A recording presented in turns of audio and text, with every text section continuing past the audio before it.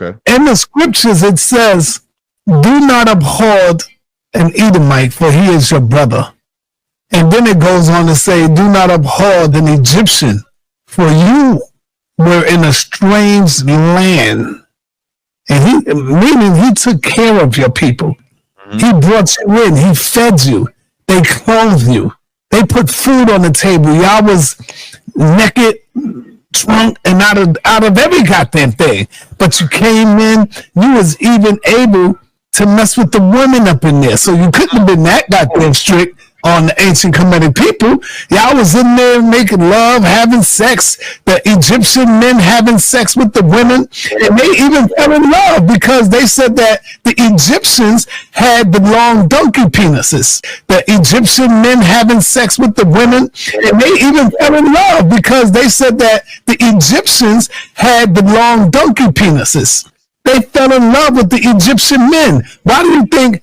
How many men went into Egypt, Captain? How many went in? I think 70 souls. And how many came out? 200, 2,000, something like that. Yeah. Why do you think that is, Captain? Why do you think that is? The Israelite is walking down the street. The Edomite or Egyptian rolls up on him, try to rob him, and starts fighting him. Should the Israelite defend himself? Yes. If the Edomite or the Egyptian starts punching on him, should the Israelite punch him back? Yes. Why? Well, because you got to defend yourself, brother. Because the Edomite and Egyptian is attacking him, right? Right. According to yes. I got you. Now let's say if same Israelite. Why were they attacking him? You talking about the white man? Yeah. That said, if an Israelite is walking down the street and the Edomite or Egyptian tries to rob him and attack him and punch him, does he have a right to defend himself? Would you agree? Right, and I agree. Now let's say same Israelite is walking down the street. He sees the Edomite and the Egyptian, and then he attacks that Edomite or Egyptian for no reason. That's wrong, right? Right. That would be the abhorring, right? Right. Right. So I was speaking against Edomites. We don't really talk about Egyptians much, but our speaking against Edomites is predicated on them attacking us. It's predicated on the things that they have done to us. We are not abhorring any Edomite because there is no Edomite that's just walking down the street. In the same analogy, there is no Edomite that's just out there that we're just attacking for no reason. It says, I hate and abhor lying. The word hate is there. The word abhor is there. They have two different meanings in Hebrew. The word hate is H130. It says primitive root to hate, an enemy, foe, hate, hateful, odious, utterly. The word abhor, primitive root to loathe, that is morally detest, abhor, be more, commit, do abominably. Even those two definitions are giving you different words of what they mean because they have a different context. So nobody is actually speaking about what the white man has done to us, is not abhorring him. And share with you where you messed up at. Okay, sure. You went to what scripture that was in? Psalms 119. Verse okay, 1. There you go. You went to Psalms 119. That definition fits that story. Different context. I want to give all the praises and the honor to Yahweh, Bahashem, Yahweh Shai, Bahashem, Recha, Quadash, and double honors to the elder apostles and bishops of Great Millstone. Honors as well to you, brethren, fellow believers of this ministry, all you supporters of this truth. That includes you sisters, and shalom to the elect. So anyway, I ran across this video with Captain Tazaryak. And I decided to go back in it, back to the basics. But I want to read, I want to just dive right into it, so I'm going to hit the points. Deuteronomy 23:7, as you know the intro, thou shalt not abhor an Egyptian or an Edomite or an Egyptian. And we're going to show something kind of a little different in here, right, on this video. It says, thou shalt not abhor the Edomite, for he is thy brother. thou shalt not abhor an Egyptian because thou wast stranger in his land. Right? So I get what Captain Desariac saying because, but at the end of the day, we have to get from them. We have to buy from them. We're not in the time of fighting and hurting them or so forth and so on. So I get what he's saying. But when you go back, let's go back to the original root of this. Thou shalt not abhor an Edomite. We're going to get an Edomite, then we're going to go to Egyptian. Real quick, you go to your blue letter, and once you scroll down, let's see what it says. It says H130. Let me go back over here. I thought I had it up. Let's go back over here.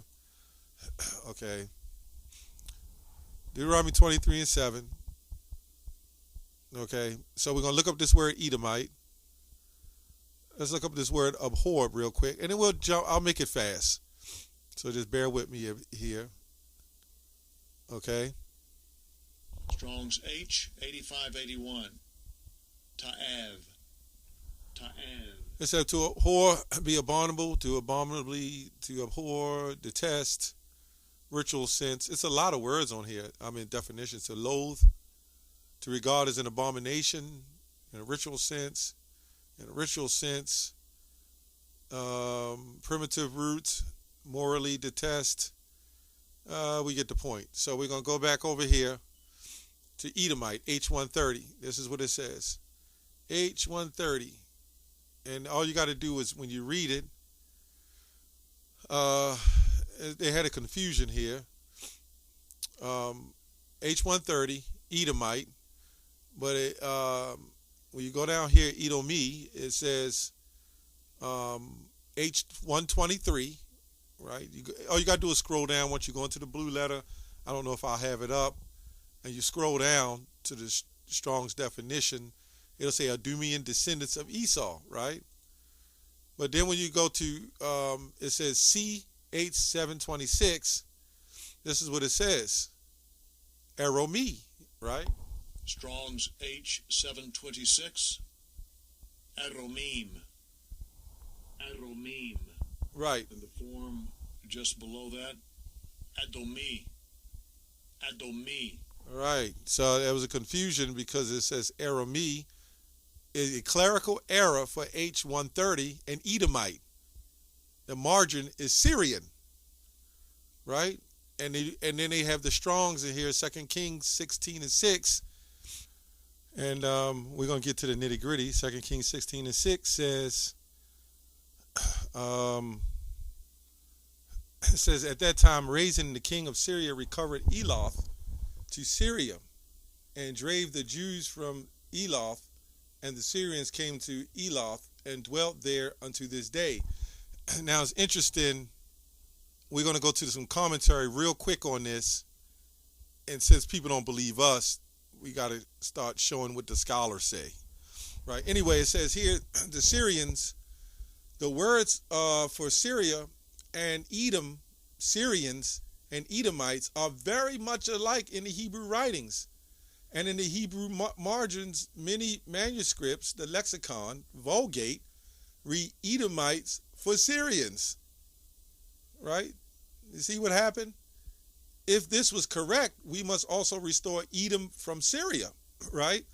As many critics purpose, the meaning then becomes, this is Rezin emancipated the Edomites from the yoke of Judah imposed on them by Uzziah, 2 Kings 14:22, in order to win their act of cooperation against Judah. However, other writers prefer the reading of the ordinary text and suppose that Rezin simply expelled the Jews from Eloth and established their commercial colony of the Syrians. So you see the reason why it said Syrians, not the abhorred Syrian, because of what happened with us in Syria, right? Which makes a lot of sense. And that's why you had the confusion with that, right? So when you go to the scriptures, when you read the scriptures that speaks of Jephunneh. Jephunneh the Kenizzite. Now, when you look up the Kenizzite, that would have been, Jephunneh was Caleb's father, by the way. So let's read it in the verse. It says, let me just get to the point. Caleb, the son of Jephunneh the Kenizzite, and Joshua, the son of Nun, for they have wholly followed the Lord. So many people would think, wait a minute, this is an Edomite. Now, when you look at Jephunneh the Kenizzite, the reason why it says Jephunneh, whenever you see it say such and such, the such and such, this is an acting Israelite that was bordering another land, right? So how can Jephunneh be an Edomite or of another nation if he was the father of Caleb? Now, who was Caleb? What was his tribe? Let's see. Let's see what Caleb's tribe was. Now, if you look here at Numbers, let me go back to Numbers 13:6. It says, of the tribe of Judah, Caleb, the son of Jephunneh. Or Jephunneh, however you want to pronounce it, I don't know. Jephunneh or Jephunneh. So wait a minute. It says Jephunneh was a Kenizzite, but then it said from the tribe of Judah, Caleb, the son of Jephunneh. So I guess Christians will say he hopped tribes or whatever. But we all know who Caleb was. Caleb was born a Judite. But because that's why you don't see David the Judite, right? That's why you don't see the men. You might see Simon the Zealot. Same situation. He was another nation, but whenever they say that such and such, these such and such, they're linking, themselves of another nation. That's why you see that. So anyway, just looking at it two ways, as far as abhorring Edomites, Jephunneh was considered an Edomite or of another nation, right? So now we're going to move on to, and not to abhor an Egyptian. So let's go there now. Let's go to Acts 13, and let's see what we can find in Acts 13. It says, Acts 13:16, then Paul stood up, right, and beckoned him with his hands and said, men of Israel, and ye that fear God, the God-fearers, by the way, that's what they call themselves, that fear God, give audience, the God of this people of Israel, whose fathers, and exalted the people, right, who chose our fathers, and exalted the people when they dwelt as strangers in the land of Egypt. So now let's go back to Deuteronomy 23:7. Let's see what it says. Remember, we were calling ourselves Egyptians, like we're calling ourselves Americans and every other nation, right? Thou shalt not abhor an Edomite, or for he is thy brother. Thou shalt not abhor an Egyptian, because thou wast a stranger in his land, right? How was you strangers in his land, right? Because thou wast a stranger, right, in his land, right? So we go back to here. It says, did they not call Paul that Egyptian as well, if I can remember? Yeah, I think they did. It says, men of Israel, and ye that fear God, give audience. The God of this people of Israel chose our fathers and exalted the people when they dwelt as strangers in the land of Egypt, and with a high arm brought them out of it, right? So I think there's more. I'm not sure. It says, men and brethren, verse 26, men and brethren, the children of the stock of Abraham, whosoever among you feareth God, right, to you is the word of salvation. Okay? I think that's it on that.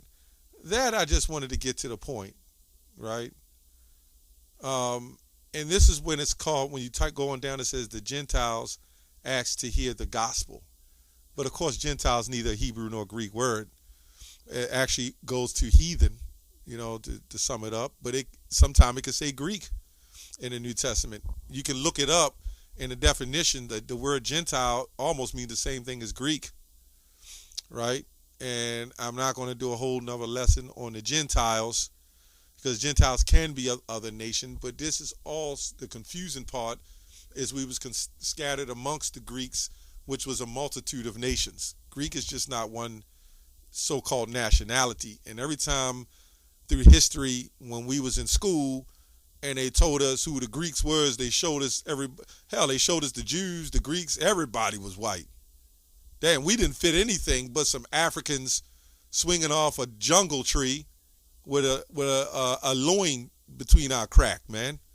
That's the only thing they showed us for. So anything before the 1400s, there's no history of us on. The only history they show us is with slaves. And because they use that, they capitalize off of the Romans and the Greeks. Although they stole a lot of that. The original Europeans, they wasn't the original Europeans. Right? They're called Caucasian for a reason. The Caucasus, Petra, the cavities. Right? So anyway, let's go to Leviticus 19 and 34. It says, and if the stranger, remember Moses' son name was Gershom, and his name Gershom, okay, goes back to stranger. Because it says, because he said, but I've been a stranger in a strange land. So strangers can be other nations, but strangers can also be Israelites. It says, and if the stranger should join with thee in your land, right? So, but what is he saying? The strangers in your land, ye shall not vex him. Because you had Israelites that did not accept being in that land, or they was considered strangers, right? Or foreigners. But the stranger that dwelleth with you shall be unto you as one born among you. Because he's telling them that, because you're an Israelite, okay? And thou shalt love him as thyself. Now, why did he say that? Isn't that the second commandment? Thou shalt love thy neighbor as thyself. He's giving them that. This has nothing to do with some other goddamn heathen coming in and claiming to be taking hold of the covenant. We just read that in Acts 13. We can go to Acts 2 as well. There's various other scriptures on that. But anyway, it shall be to you as born among you, and thou shalt love him as thyself, for ye were strangers, right, in the land of Egypt. Just like when Moses found out he was an Israelite, you know. I am the Lord your God. You see? Let me read that again. But the stranger that dwelleth with you shall be unto you as one born among you, and thou shalt love him as thyself, for ye were strangers in the land of Egypt, for I am the Lord your God. So let's make this make sense. The Lord decided, like in Isaiah 19, blessed be my people Egypt, but the original text was blessed be my people in Egypt. So the Lord decided to destroy Egypt, kill children, send a dark plague, send a famine, do all these things, right, to a people that oppressed the children of Israel. Then he decides, you know what? Let's go on and save them too. That's the mindset of Christianity. Nobody has to pay the price. As long as you love God and Jesus, you shall be delivered. But see, they don't understand the Most High has a plan of recompense. All nations get paid back for what they've done. And there's nothing you Christians can do to save that. Everybody, the Edomites, go to the book of Obadiah. There's so many scriptures to go into. Malachi 1, I have loved Jacob but hated Esau. Now, the Lord is telling us to hate Esau, right? But for whatever reason, now he's telling us to love Esau. The Lord hates Esau, but he's telling us to love him. Now, I don't know how that makes sense. That's like me being a father in my home, and I say, I don't like the neighbor next door, but I want you to love him. We're supposed to be in unity together in agreement. So the problem with Christianity is they get confused on words because they don't look it up. They can't look up the word stranger or Gentile or Greek and understand that you had centurions in the Roman army, the Greek armies. They can't understand that. The centurion spared. Or it might say, it was even a clip where it was talking about the centurion that stabbed Yahushua. And I wouldn't be surprised if you had Jakes among them. You see what I'm saying? Who, you know, remember Jake wanted them, the Jews, the Israelites wanted them killed more than Esau did to a degree. It was just a servitude situation. But Yahushua, what he was teaching was breaking their financial pockets. Because now they can't do the things that they want to do and make out with the money. And that's why Zacchaeus, he gave up all his money. Yahushua was changing things. And they had an issue with that. Just like today, you got Israelites who have issues with what we teach. Anyway, that's all I have on that. Shalom.